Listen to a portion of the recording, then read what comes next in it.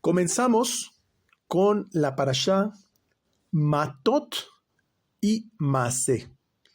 Esta semana nos dan un doble regalo y tenemos dos parashiot que se juntan con lo que es la terminación del libro de Bamidbar. Este libro que le llaman Números, este libro que está relacionado con toda la parte de Zeir Anpin. Estas últimas dos parashiot hacen la conclusión de lo que es el nivel de Malhut de Zeir Anpin. Es decir, vamos a ver lo que es Malhut de Zeir Anpin. Y la verdad es que tiene una enseñanza maravillosa, distinta a muchas cosas que hemos visto anteriormente. Por supuesto, sigue hablando de todos los temas dentro del discurso asociado con el tema de pureza sexual y cosas que ya sabemos, pero la parashá Matot es literalmente Yesod de Zeir Anpin y la parashá Maaseh es Malhut de Zeir Anpin.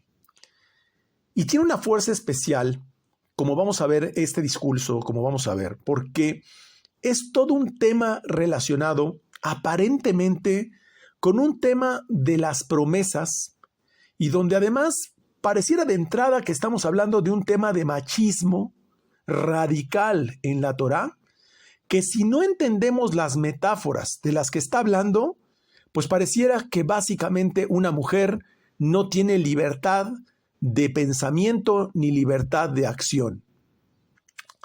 Voy a mencionar un poco el contexto porque vale la pena para entenderlo.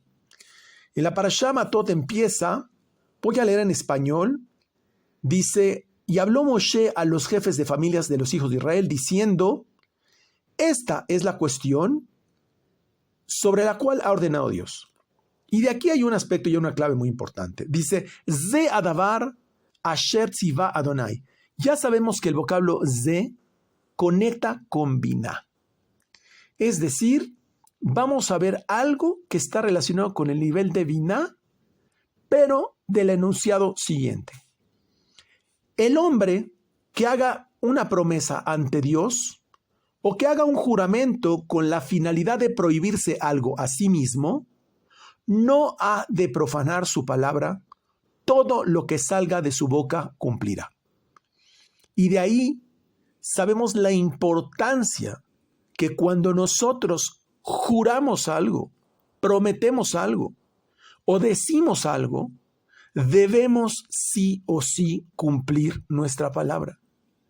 Y si en algún momento hay un impedimento que se sale de nuestro control y de nuestras manos, debemos forzosamente buscar la anulación de esa promesa, ese juramento, no solamente en la parte física, en la parte humana, sino también, por eso tenemos la anulación de las promesas, lo que es el Kol Nidre, y lo hacemos en diferentes ocasiones en las fiestas para anular esas promesas, porque de romper promesas que nosotros juramentamos, dice, incluso explica algo interesante respecto al Kol Nidre, que Akadosh Baruj Hu perdona las promesas que nosotros le hicimos a él y no cumplimos, pero no perdona las promesas que se hizo de un ser humano a otro. Y la pregunta es, ¿por qué? ¿Cómo puede ser que un ser humano tenga un valor mayor que Dios mismo? Y es que precisamente cada ser humano es un árbol de la vida. Y cuando nosotros generamos una promesa a otro ser humano, o cuando nosotros hablamos algo a otro ser humano, esa promesa queda firme en este mundo. Dios tiene esa cualidad de poder modificar esa esencia y la podemos cancelar. Pero de ahí que queda una responsabilidad tremenda y de lo cual vamos a hablar. Pero la pregunta es ¿por qué? ¿Por qué esto es tan importante? Y vamos a entender en esta parashá aspectos inimaginables.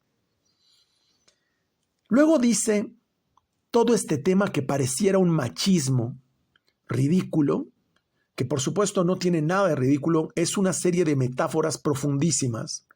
Dice: y la mujer que haya hecho una promesa ante Dios y se prohibió algo, estamos hablando de una promesa ante Dios, lo juró por Dios, y se prohibió algo, estando en casa de su padre soltera, Y le oyó su padre cuando hizo la promesa para hacerse una prohibición a sí misma, y no le dijo nada el padre, entonces quedarán firmes las promesas. Y las prohibiciones que ella hizo sobre sí misma deberá cumplirlas. Pero si la reprobó su padre el día que la oyó, todas las promesas y las prohibiciones que ella se hizo a sí misma no tendrán validez. Dios la ha de perdonar, pues desaprobó su padre a ella la promesa. Luego dice, si una mujer prometió y después se casó, llevando consigo el peso de su promesa, cuando decidió prohibirse algo a sí misma, y se enteró su esposo que el día que oyó eso y se quedó callado, entonces serán firmes las promesas. Y las prohibiciones que ella hizo son válidas. Empero, si al enterarse su esposo la reprobó y anuló la promesa de ella que traía consigo y revocó las expresiones de sus labios que ella hizo para prohibirse algo, sus promesas son nulas y Dios la perdonará. Lo que promete una viuda o una divorciada es firme y deberá ser cumplido. Y cuando la mujer casada promete o se prohíbe algo en juramento, al oírla, su marido se queda callado asintiendo y no la desaprueba, quedan firmes sus promesas. Pero si las revoca y las anula su marido, el día que llegó a enterarse, todo lo que expresó con sus labios al prometer, toda prohibición que ella impuso, se anulan, su esposo las invalidó y Dios la perdonará. ¿De qué nos está hablando la Torá? Primero, sabemos que la Torá habla por igual a todos nosotros, hombres y mujeres. Por lo tanto, te está hablando a ti, hombre, sobre tu mujer. Y a las mujeres también les está hablando. Pareciera que de entrada, si la mujer soltera hace una promesa, pues queda firme. Pero su padre puede cancelarla, y si una mujer está casada, el esposo puede cancelarla. Todo esto ocurre a menos que el padre o el esposo, en su caso, hubieran estado presentes al momento de dicha promesa. Pues viene el inicio de esta parashá tan interesante. Cuando nosotros hacemos una promesa, papá, yo mañana te hablo, hija, yo paso por ti para que salgamos a comer, o yo mañana me comunico con usted. Cuando hacemos una promesa y dejamos de cumplirla, y todos hemos generado esta situación, generamos un espacio vacío o fisuras. En realidad, es una forma, en esencia, así muy práctica, de robo de tiempo. Estamos robando tiempo a la otra persona. Pero no solamente eso. Estamos adulterando el proceso de una decisión donde nosotros, mediante nuestra boca, ya hemos explicado, particularmente en este libro, que la boca tiene un poder tremendo. Cuando nosotros emitimos ángeles, es decir, fuerzas, a través de nuestra boca, impactamos lo que queremos que suceda. Y cuando generamos una acción que es contradictoria, generamos un cortocircuito. De hecho, hablando de promesas, les recuerdo que Rachel, la matriarca Rachel, murió porque ella verbalizó su muerte cuando fue el tema de los ídolos de Labán. Labán le cuestionó que si ella había tomado los ídolos y le dijo, por mi vida, que yo no los tengo. Y precisamente esas son palabras muy delicadas y por esa razón muere Rachel a raíz de lo que hizo su boca. Hay que tener conciencia de qué hablamos para atenderlo o para cambiarlo si no es posible atenderlo. Pero se trata de manifestar deseos inteligentes. Ojo, no luz directa. ¿Qué es luz directa? Or pashut.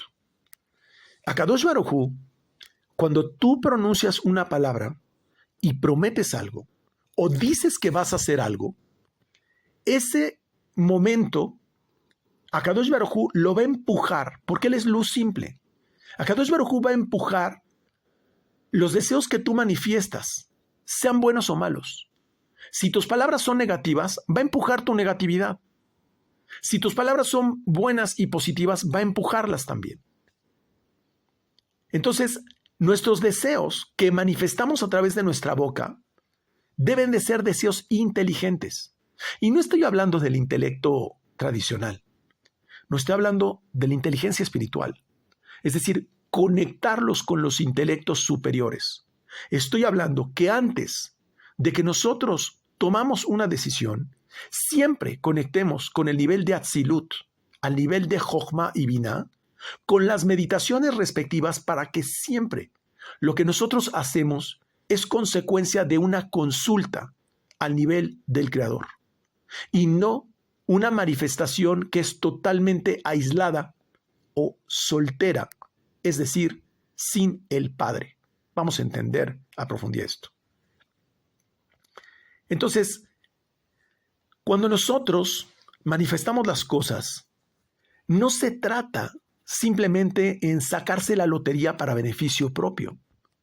Por eso es que normalmente hablamos cosas en una forma muy ligera, porque pensamos en lo que más nos gustaría, en lo que queremos, en lo que deseamos, pero no tomamos en cuenta que normalmente lo que pedimos está asociado para nosotros y no para los demás.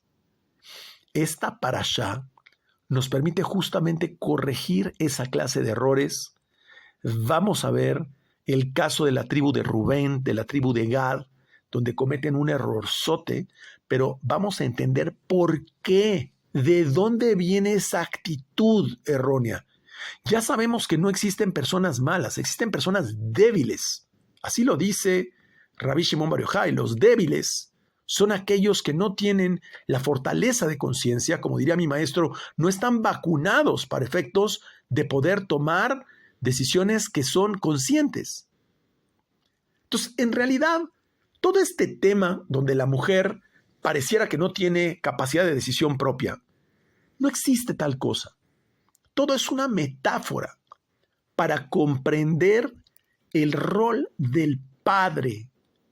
Aquí habla del Padre, que es la Sefirá Jochma, que representa la meditación. O habla de la mujer casada, el rol del esposo, que en este caso explica el Arizal, Rabbi Isaac Luria, sería Zeirampin, es decir, el nivel emocional que concluye en la emoción sexual.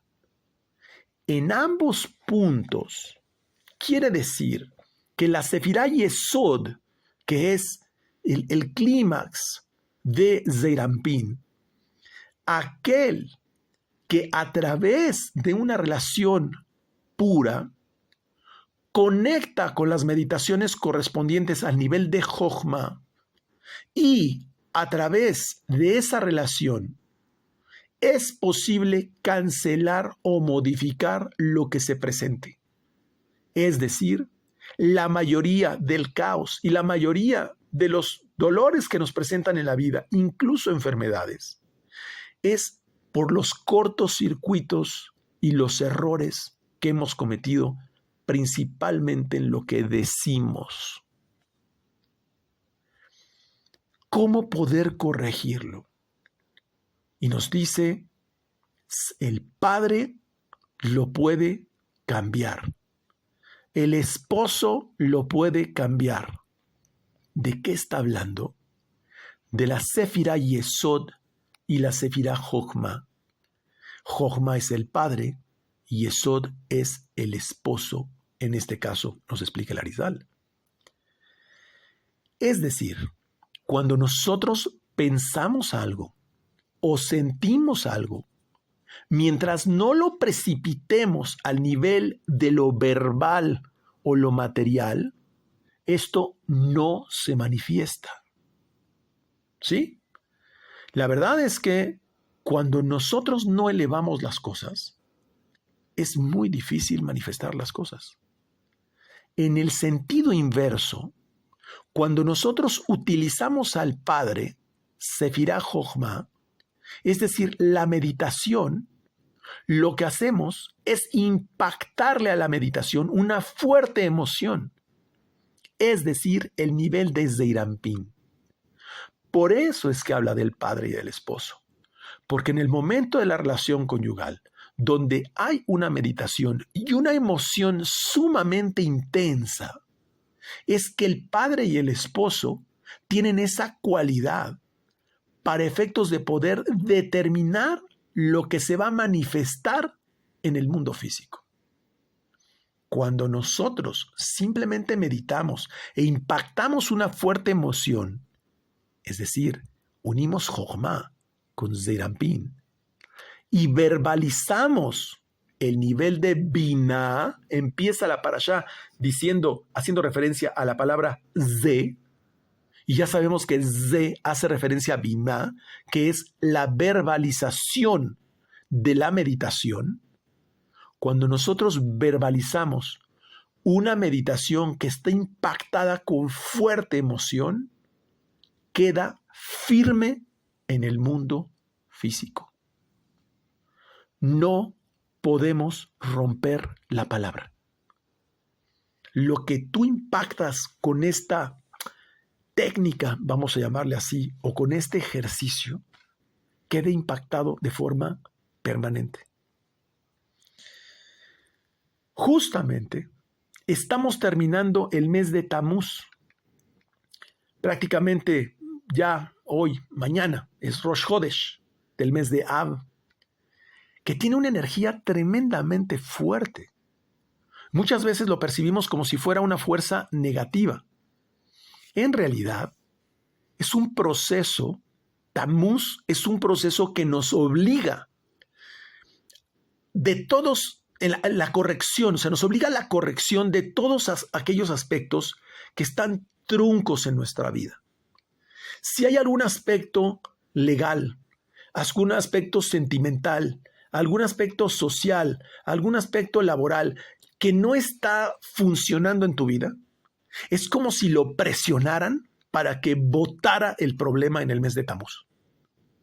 Y eso no es malo. Nos permite abrir los ojos para detectar las situaciones que se necesitan mejorar. La energía del mes de Tamuz nos da la oportunidad de realizar cambios. Nos presiona por corregir esos aspectos y nosotros lo observamos como si fuera una fuerza negativa. Pero en realidad estamos componiendo aquellos aspectos a través del uso de herramientas cabalísticas que ya hemos enseñado. Quien no tiene el uso de las herramientas cabalísticas en el mes de Tamuz, la verdad, la pasa muy mal. Estamos hablando de accidentes graves, pérdidas económicas fuertes, situaciones jurídicas o legales supremamente negativas, problemas en el trabajo, pérdidas de trabajo, pérdidas familiares. Es un mes verdaderamente complicado a quien no sabe cómo lidiar con olas de gran tamaño. Posteriormente, la parashá empieza a hablar de que el pueblo de Israel organiza su ejército. Y dice que literalmente le fue entregado el pueblo de Midian. Llama mucho la atención que el Humash, en este caso, dice aquí algo muy curioso. Dice, le habló Dios a Moshe diciendo, cobra la venganza de Israel sobre los midianitas y luego te retirarás. Habló Moshe al pueblo y le dijo, apronten ustedes unos hombres para el ejército, pues cobraremos la venganza de Dios sobre los midianitas. ¿Por qué y qué relación tiene esto con el tema del esposo y la esposa? ¿Qué fue lo que pasó? A ver, el pueblo midianita, encabezado por 5 reyes, entre ellos Balac, lo que hicieron fue tratar de corromper el pensamiento del pueblo de Israel. Lo que intentó Balac al mandar mujeres bellísimas al pueblo de Israel, y entendamos la palabra mujer, ¿ok?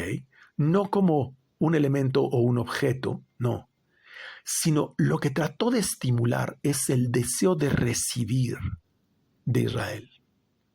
Y es que cuando a un ser humano se le corrompe el pensamiento con el deseo de recibir, un deseo de recibir que no está elevado al nivel del padre y del esposo, prácticamente queda un ser muy vulnerable. Es decir, todo deseo de recibir que no está cargado de una emoción elevada espiritualmente, va a corromper toda la precipitación que viene por parte del ser humano. ¿Qué fue lo que quiso hacer Balac? Se dio cuenta que con maldiciones y malas intenciones no podía corromper ese pensamiento, porque el pueblo de Israel estaba amigado, unido al Creador, estaba cohesionado con el sistema creador, Yud-Ke Vav-Ke, y se dio cuenta que incluso intentaba ir al nombre de Aleph, G, Yud, G, Ye, y se dio cuenta que no podía. Pero se dio cuenta que si también al mismo tiempo corrompía su sistema emocional a través de su pensamiento, mandó a las midianitas, es decir, mandó a esa intención de corromper el pensamiento y la emoción del pueblo de Israel. Y ahí en ese momento ya no estaba el esposo y la esposa. Ya no había una cosa que detuviera su pacto de este pueblo con Dios o con el sistema creador. El pueblo de Israel organiza el ejército. Literalmente dice que le fue entregado el pueblo de Midian, donde incluso en el capítulo 31, versículo 8, habla de la muerte de Sur entre los 5 reyes de Midian. Ojo, Sur era Balac. Sur significa piedra. Le llamaban corazón de piedra a Balac. Y dice que también mató a Bilam y bueno, los 5 reyes de Midian, y que tomaron cautivas a mujeres, niños, animales, ganado, bienes, y quemaron sus palacios. Y viene indicado en la Torá, que es un libro de gran altura, que maten a todos los hombres y a todas las mujeres. Una masacre.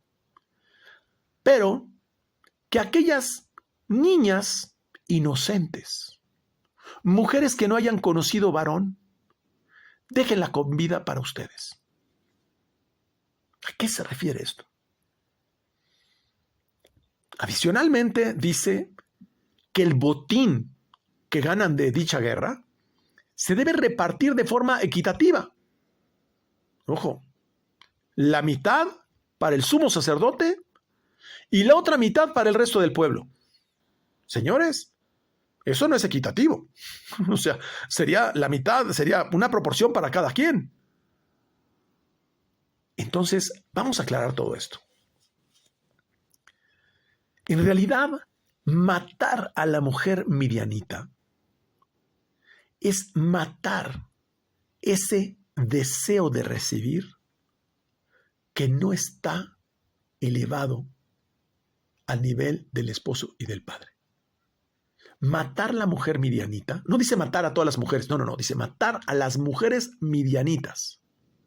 Es decir, corresponde ese deseo disruptivo que te lleva a cometer errores, lo voy a decir como lo diría mi maestro de una forma muy clara, es ese deseo que no está conectado con la profecía, sino está conectado simplemente con una emoción animal o desconectada, por decirlo así. Explica aquí el tema, ¿qué son estas mujeres inocentes o niñas que no han conocido varón? Son precisamente esas emociones que muchas veces tenemos dentro de nosotros, deseos que son inocentes. Por ejemplo, yo quiero hacer tal cosa o yo quiero estudiar tal cosa, pero realmente es un pensamiento todavía inocente. No lo he verbalizado, no lo he materializado.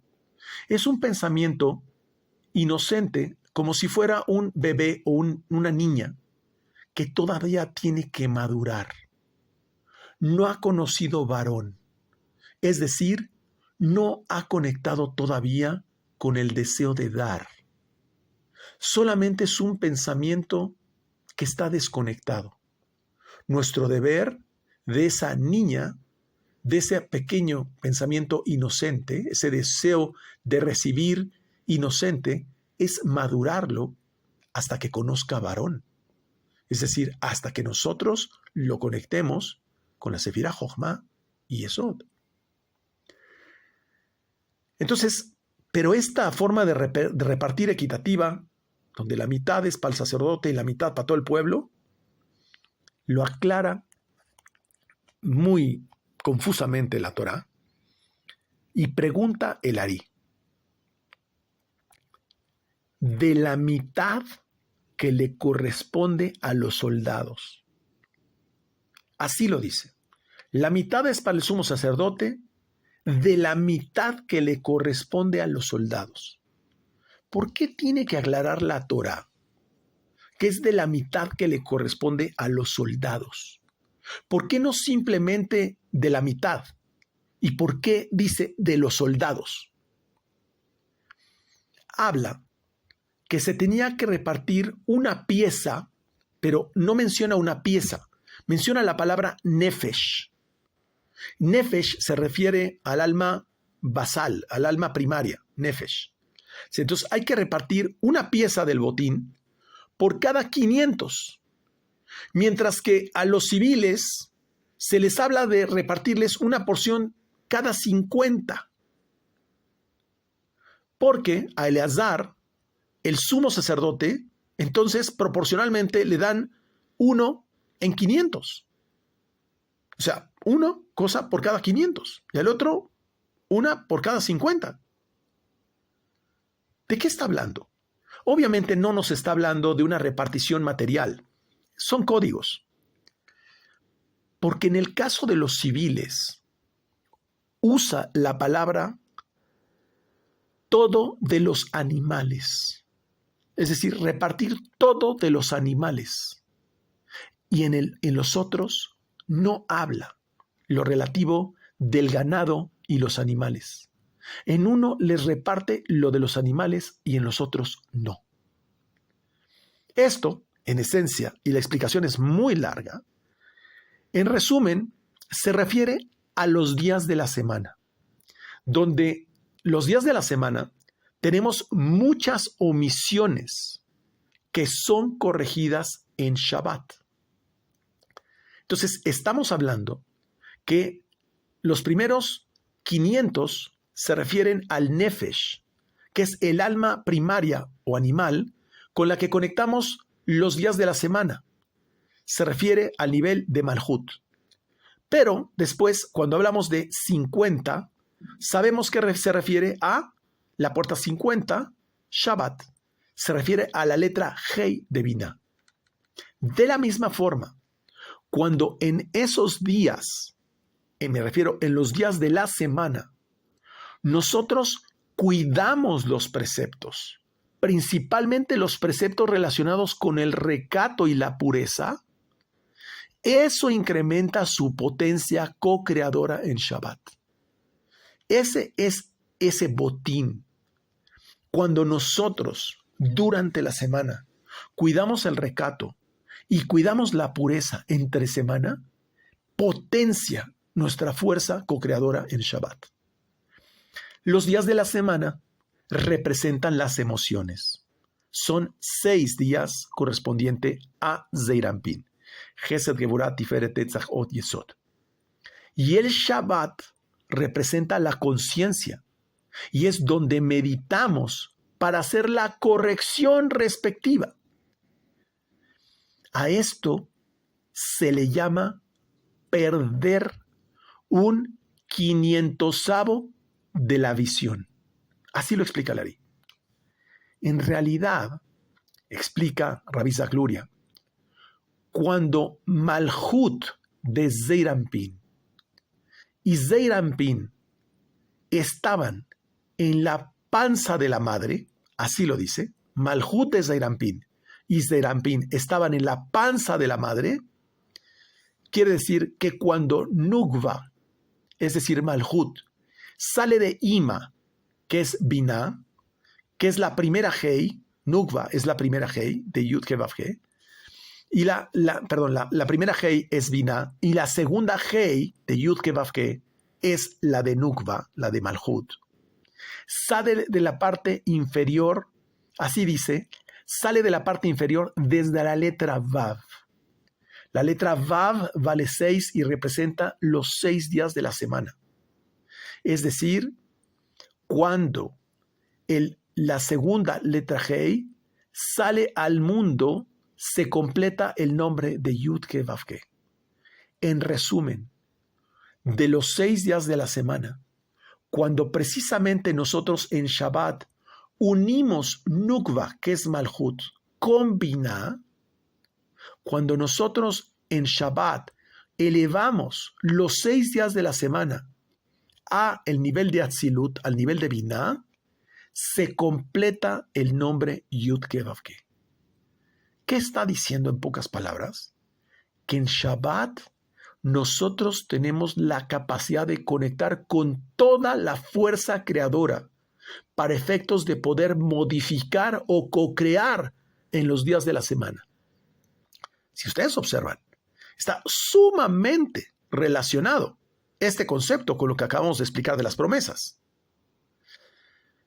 Las dos letras Hei de Yud He Vav He, esas dos letras Hei suman 10, ¿verdad? La letra Hei vale 5 y otra letra Hei vale 5, suman 10.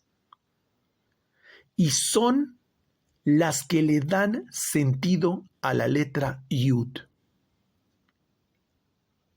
¿Por qué? Porque las dos letras Hei suman 10 y la letra Yud vale 10. ¿Qué es lo que hacemos en Shabbat? Unir las dos letras Hei. Conectamos Shabbat, que es Binah, que es la primera letra Hei, con Malhut, que es el mundo físico, que es la segunda letra Hei. Hei más Hei vale 10. Y entonces la letra Yud, que vale 10, es el Padre. Y es la Sefirá Jochma. En realidad, está explicando el tema de las promesas, también de la esposa y de la hija. Ambas letras Hei tienen expresiones de juicio. Tanto Binah como Malhut son columna izquierda. Por eso son llamadas el botín que se había capturado. Eso significa el botín que se había capturado. Es literalmente la unión de Binah con Malhut. Una metáfora complejísima de poder descifrar si no es con esta explicación que nos da el Arizal. Midian, a través de Balak, lo que quería era perturbar los pensamientos de Israel. Y lo logró. Es decir, logró romper la unión de la Hei de Binah con la Hei de Malhut y logró dañar la Yud. Dañó la semilla de Israel, provocando Zera Levatalá, y provocó que esa Yud estuviera conectada con el Padre, que es la meditación. Como consecuencia de perturbar los pensamientos de Israel, logró la muerte de 24,000 personas por la plaga que se desató. Y eso es lo que pasa cuando precisamente permitimos que las mujeres midianitas, y no estoy hablando de mujeres físicamente, es decir, que cuando estos pensamientos disruptivos que están desconectados de la capacidad profética del ser humano, lo que vienen es a generar caos y muerte en nuestra vida. Muerte de proyectos, muerte de relaciones, muerte de negocios, muerte de contratos, etc. Explica el Ari que Biná es un proceso de aceptación o juicio y rechaza la idea. A veces, cuando hay un pensamiento y nosotros podemos aceptarlo o rechazarlo. Por lo tanto, Biná ya implica un juicio. Cuando nosotros tenemos una meditación, al nivel de Jochma no hay juicio. Pero cuando nosotros lo verbalizamos y decidimos lo que vamos a verbalizar, ya hay un juicio. Ya hay una aceptación de las imágenes adquiridas o un rechazo de la imagen adquirida. Biná es un proceso de juicio intelectual. Malhut es un proceso de severidad,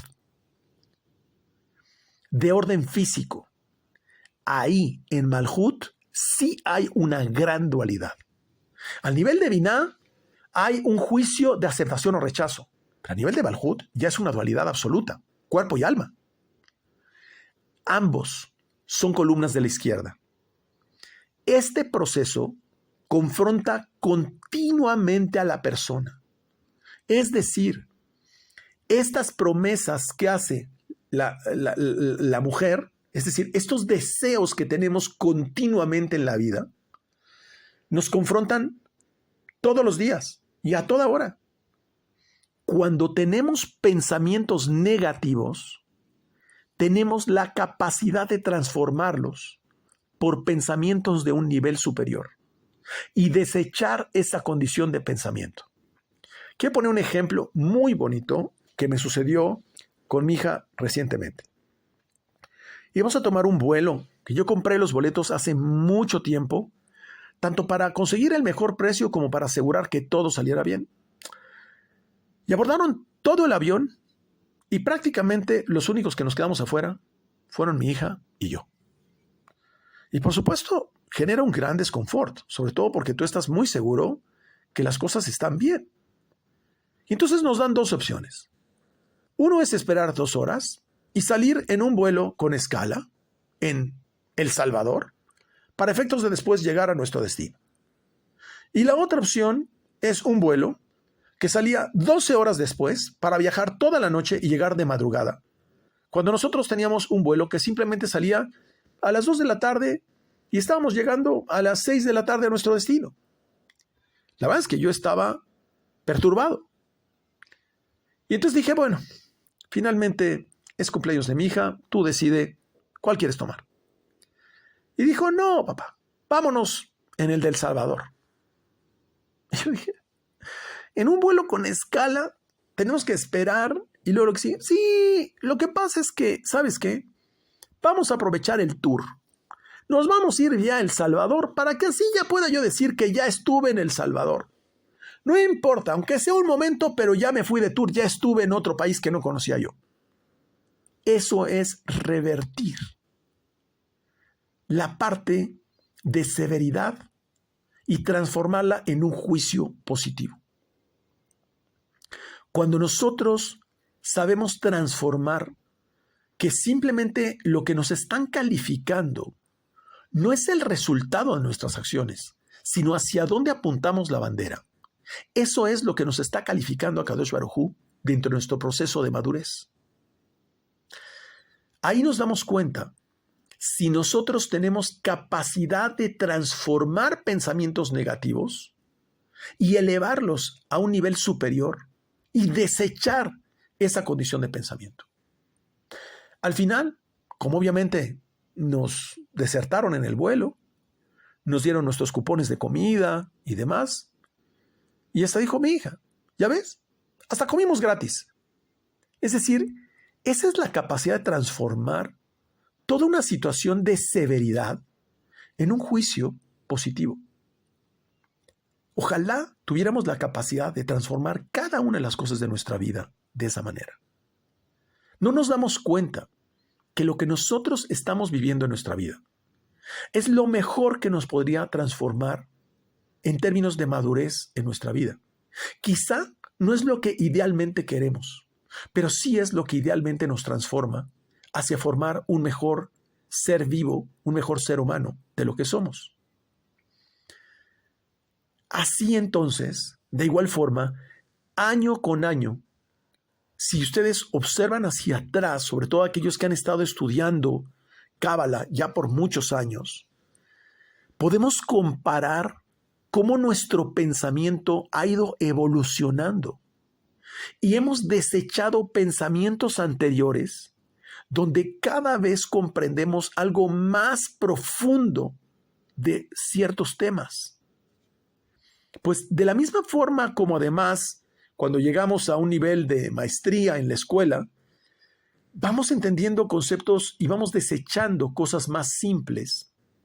De esa misma forma, vemos que el pueblo de Israel iba subiendo de nivel intelectual gradualmente. O a veces, digamos, llega ese pensamiento y finalmente te da la razón.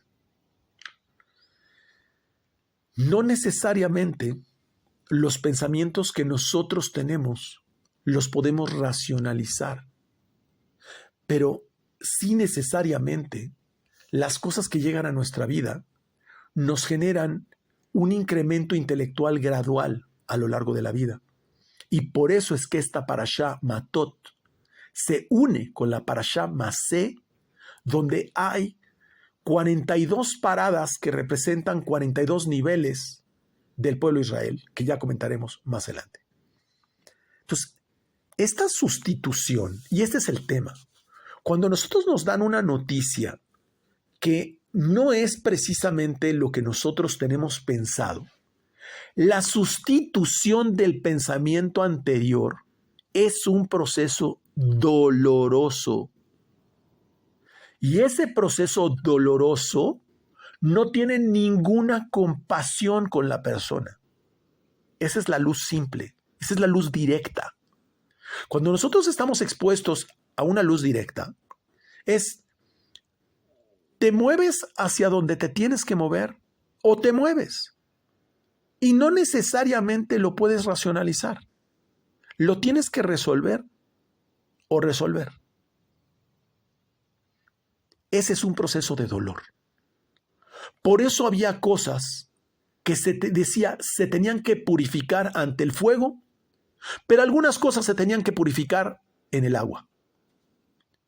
Y sabes, aquel proceso que es doloroso es la purificación ante el fuego. No tiene compasión de la persona. Eso es Elohim. Pero el proceso que conecta con el agua es Gesed. Es la capacidad de poder albergar la presencia divina, la Shejinah, dentro de la persona, y por eso es purificada por el agua. Es decir, los patrones que uno diseña a través del proceso creativo, lo vuelvo a repetir, a diferencia del proceso doloroso que no tiene compasión con la persona, los patrones que uno diseña a través del proceso creativo, estoy hablando de la Sefirá Jochma, es llamado tesoro. Por eso había la diferencia entre el botín y los tesoros. Ya hemos hablado del proceso que es llamado tesoro en parashot anteriores. El producto final que logramos en una guerra interior que mantenemos a nivel intelectual y emocional, cuando logramos elevarlo, es llamado tesoro en la Torá. Es el fruto de nuestra guerra intelectual y emocional que cuando sabemos diseñar ese fruto mediante el proceso creativo, es un tesoro. Porque es invaluable la capacidad de diseñar el resultado mediante el proceso creativo y no mediante un proceso de dolor. Por eso, una parte de ese botín se divide para la letra Hei de arriba, que representa el sumo sacerdote, y el otro la otra parte del botín se reparte para la Hei de abajo, que es Malhut. Los mundos del caos emergieron de la primera letra Hei. Ya lo hemos explicado. Es puro deseo de recibir. Es Malhut. Es una sefirá viuda, pobre. No tiene nada. Todo lo tiene que recibir. Por lo tanto, explica el Ari, los soldados que murieron y los 5, ¿sí?, que están ahí, se refiere a los reyes que emergieron de los mundos del caos, porque representan ese deseo de recibir sin medida. Es un estado de total geburá. Son los reyes y los soldados midianitas. Esos son a los que había que matar. Había que matar lo que es geburá. Y lo voy a repetir, creo que 2 o 3 veces. Geburá es aquel que tiene un deseo de recibir y que es insaciable. No sabe contenerse. Eso es geburá. Por eso no correspondía lo mismo que era el tesoro, que era la mayor proporción, a aquellas personas que estaban en pureza, que representaba el Kohen Gadol. La palabra que usa la Torá es la palabra kol, y kol vale 50. Si ustedes lo observan, justamente dice kol. Pues ahí están los estados de juicio de Yesod.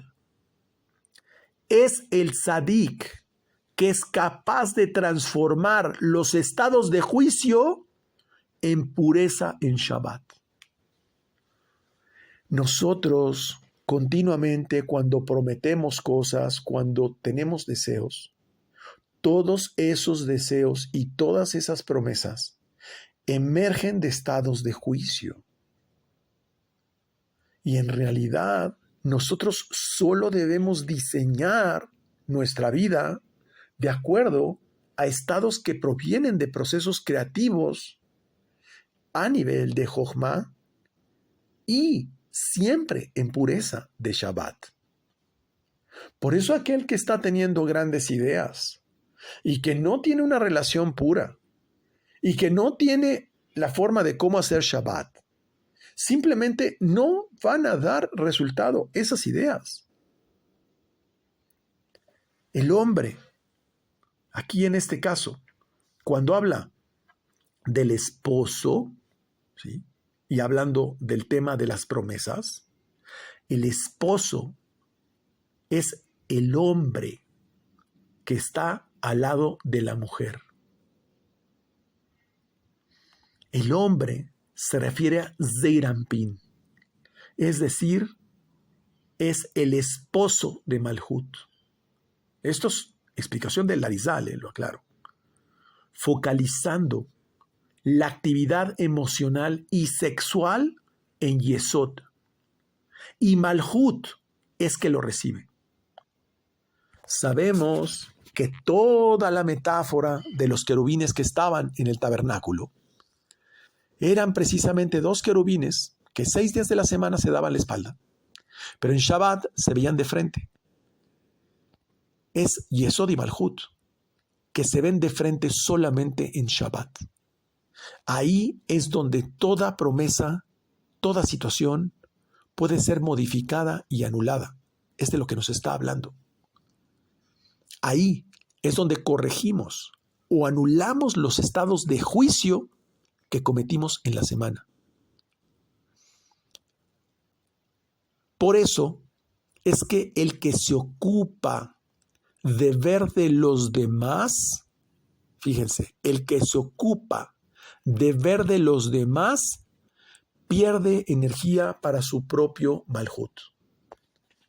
Esto es algo muy, muy importante. Nosotros en Shabbat lo que hacemos es precisamente hacer una corrección de esos estados de juicio. Pero cuando la persona durante todos los días de la semana, siempre está viendo lo que el otro está logrando, el carro que el otro tiene, las ideas que el otro tiene, el negocio que el otro tiene, lo que el otro está haciendo, lo único que está haciendo es perder energía para su propio Malhut. Por eso, cuando una persona es un empleado de un patrón, cuando una persona trabaja para el negocio de otro, lo que está haciendo es entregarle su propia energía de Malhut al otro. Por eso es que el otro se enriquece, incrementa su economía, su valor e incluso su capacidad o su poder, porque el que está trabajando para el otro le está entregando su energía de Malhut. Es decir, recibe de la beneficencia de los soldados de arriba. ¿Quiénes son los soldados de arriba? Los soldados de Israel. Estamos hablando de los verdaderos soldados, los tzadikim. Por eso esos tzadikim salían a la guerra acompañados del Cohen Gadol. Dice que salieron a la guerra acompañados de Pinjas, hijo de Eleazar. Es decir, eran esos soldados que son los que pelean con las herramientas espirituales. Ese recibe de la beneficencia del tzadik, entendiendo que siempre ocurre primero una guerra en el pensamiento. Siempre ocurre primero una guerra en el mundo espiritual. Por eso nos enseña que como en este caso Israel salía con soldados de arriba, es decir, con tzadikim, y salía con el Cohen Gadol, decía con trompetas y con herramientas religiosas en las manos, ya tenía ganada la guerra. Cuando tú sales a la guerra, y eso lo vemos en la Parashá Ki Tetzé, no te dice que salgas a pelear la guerra, solo te dice que vayas a la guerra. Y para eso tienes que ir preparado, con pensamiento, con la kavaná correcta. Si no puedes ganar una guerra en el pensamiento, por favor, no sigas peleando esa guerra. Porque Malhut se alimenta de lo que el hombre haya voluntarizado para ir a la guerra. Tu Malhut, tu mundo físico, se alimenta de tu tefilá, de tu oración, se alimenta de tu meditación. Por lo tanto, si tú tomas una decisión solo, es decir, soltera, con una mujer soltera o una mujer viuda, es decir, que no tiene esposo o que no tiene padre, en este caso, no puedes ganar esa guerra. Malhut solo recibe el beneficio si la emoción viene de los mundos superiores. Tomas una decisión sin asimilar la capacidad profética, caos. Tomas una decisión que viene de los mundos superiores, éxito. Y quiero decir algo que es muy fuerte. Tienes que estar dispuesto a sufrir para ser feliz. Tienes que estar dispuesto a sufrir para ser feliz. Pero no dije sufrir para ser feliz. Ojo, no dije que tienes que sufrir para ser feliz. No. Dije que tienes que estar dispuesto a sufrir para ser feliz, pero no que tengas que sufrir para ser feliz. Pero quien quiere evitar el sufrimiento, vas a sufrir cuando vayas y cuando vuelvas, y también en el camino. Y ese fue el caso de Rubén y de Gad. Querían evitar cruzar el Jordán, querían evitar ganar la guerra en el pensamiento. Y es que, ¿sabes? Aquellos que hemos enfrentado juicios, litigios, problemas de familia, problemas con los hijos, problemas de enfermedades, primero lo tienes que ganar en el pensamiento. Mientras la enfermedad, el conflicto con la persona que amas, con la persona que está en tu trabajo, cuando ese conflicto no lo hayas ganado todavía en tu pensamiento y simplemente lo quieres evitar, te va a perseguir. Eso es evitar el sufrimiento. Me refiero que ese sufrimiento proviene de esta guerra emocional intelectual. Y cuando tú vences en esa guerra, dices, ya está. Ese fue el caso de Rubén y de Gad, que vamos a explicar por qué.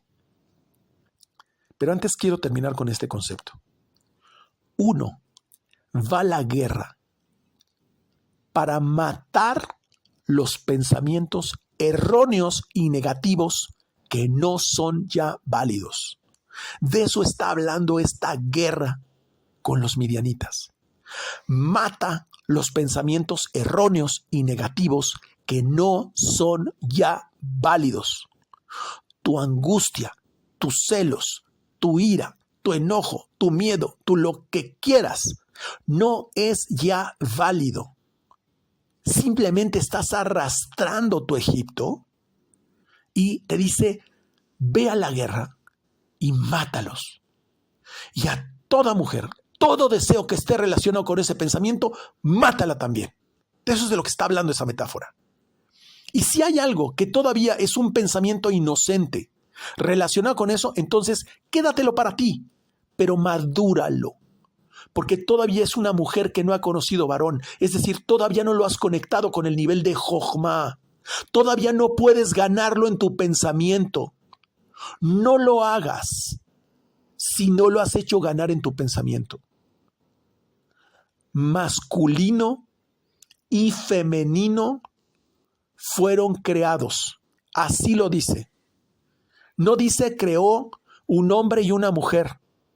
Dijo Ish y Isha. Creó masculino y femenino fueron creados. ¿A qué se está refiriendo? A Yesod y Malhut. A que tenemos que aprender esta guerra de pensamiento a resolverla antes y después poder pelear en el tramo ya físico. De hecho, ni siquiera lo tienes que pelear. Una vez que lo resuelves en tu pensamiento y que lo puedes diseñar con toda emoción en el proceso creativo, en verdad, Akadosh Baruj Hu te lo va a entregar en tus manos. Porque así como cuando nosotros tenemos un pensamiento negativo, la luz simple, Or Pashut, lo empuja y te lo entrega, de la misma forma, cuando lo creaste dentro de esa visión totalmente creativa y uniste Yesod y Malhut, también lo empuja y te lo entrega. No tienes ni que luchar por ello. Pero aclaremos algo. Los que iban a la guerra solo eran hombres justos. Esto se observó a través del censo.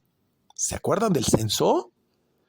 Es decir, los que la victoria participaba, la victoria que tenían estos hombres de guerra, eran solamente hombres que eran tzadikim. Estoy hablando de algo muy simple. Los que iban a la guerra eran hombres que sabían escoger una mujer de gran pureza. Si no, la tienes perdida. Es decir, estos soldados que iban a la guerra son todos nuestros problemas y retos. Hay que escoger una mujer de gran pureza. Esos tzadikim seguían la contención y no relaciones promiscuas. No tenían una mujer promiscua. De ahí vamos a entender a dónde empieza hablando de la parashá, mi maestro, donde no te mezclas con una mujer promiscua. Eso es lo que determina ganar la batalla. Tú te mezclas con una mujer promiscua y la tienes perdida. Y ahí es donde nada te sale. Si de por sí es dura la batalla emocional y mental, más cuando no tienes las herramientas de guerra. Ahora sí, con este contexto que acabo de explicar, entendemos lo que comienza explicando mi maestro, que está prohibido unirse con mujeres paganas porque ellas vienen de la columna del rigor. Por lo tanto, cuando dice que una mujer hace una promesa, te dice no te relaciones con la columna del rigor. El hombre israelita que tiene la Torá viene de la columna derecha, como el Cohen Gadol, como el sumo sacerdote. Y el problema de la columna del rigor, es decir, el deseo de recibir, y recordemos toda la cronología que hicimos de los hijos de Caín, donde domina el deseo de recibir. Es decir, aquel que nunca se sacia, aquel que nunca le es suficiente, aquel que no resiste, que no se contiene. Eso deriva en una falta de recato y eso le lleva a perder todo tipo de vergüenza. Por eso habla de la venganza de Akadosh Baruj Hu sobre los midianitas. Es decir, es la venganza del Creador de aquel que viene a romper la pureza del pueblo de Israel. Y esto es fundamental, porque la unión conyugal, según las leyes del cielo, tiene como objetivo que domine la clemencia sobre el rigor. Es decir, por eso dice que puede ser anulado por el esposo y el padre. Estamos hablando de conectar con el nivel de la clemencia. Pero en este mundo se asentó gracias a la misericordia. Es decir, hasta que Abraham no logró demostrar esa continencia y al delegar a Kadosh Baruj Hu dentro de sí mismo, este mundo no se asentó. Porque todos los demás líderes anteriores solo lo que querían era recibir y recibir y recibir sin saciarse. Abraham lo que mostró es que lo que recibió lo utilizaba para dar a los demás. Por lo tanto, cuando habla de dejar a las mujeres vírgenes y a las niñas que no ha conocido varón, justamente está hablando de no tener relación con mujeres paganas. Y está haciendo referencia a la forma de cómo debe dominar el mundo de la clemencia sobre el rigor. Es decir, mujeres vírgenes, niñas que no han conocido varón, es decir, que no están relacionadas con el rigor. Por ese mismo motivo, todo el tema de las promesas implica que aquel que sale a la guerra con pureza, haciendo uso de las herramientas cabalísticas, vence sin tener que pelear la guerra. Lo repetiré una vez más. Vence sin tener que pelear la guerra. Parashá Kitetse. Lo explicamos a profundidad cuando dice que si sales a la guerra, Dios entregará a tus enemigos. Y es exactamente lo que habla en esta sección la Parashá. El Arizal explica que en realidad todo el tema de la repartición del botín está hablando de cómo se reparte la luz de los mundos superiores, y por eso es que parte de ese botín es dado al sumo sacerdote, porque el sumo sacerdote representa el primogénito. Y ese primogénito es un primogénito que ha sabido contenerse y no reaccionar instintivamente. Sin embargo, aparece una historia, si se acuerdan, relativa a la tribu de Rubén y de Gad, en el capítulo 32, donde dice que tenían mucho ganado. Y habla que en la tierra de Yazer y Gilad era una tierra ideal para el ganado. ¿De qué estaban preocupados Rubén y Gad? Por su ganado. O sea, mientras que Moshe les ofrecía entrar a Eretz Israel, a la tierra prometida, es decir, a un mundo donde trascendía por encima de todo rigor, ellos estaban preocupados por su ganado.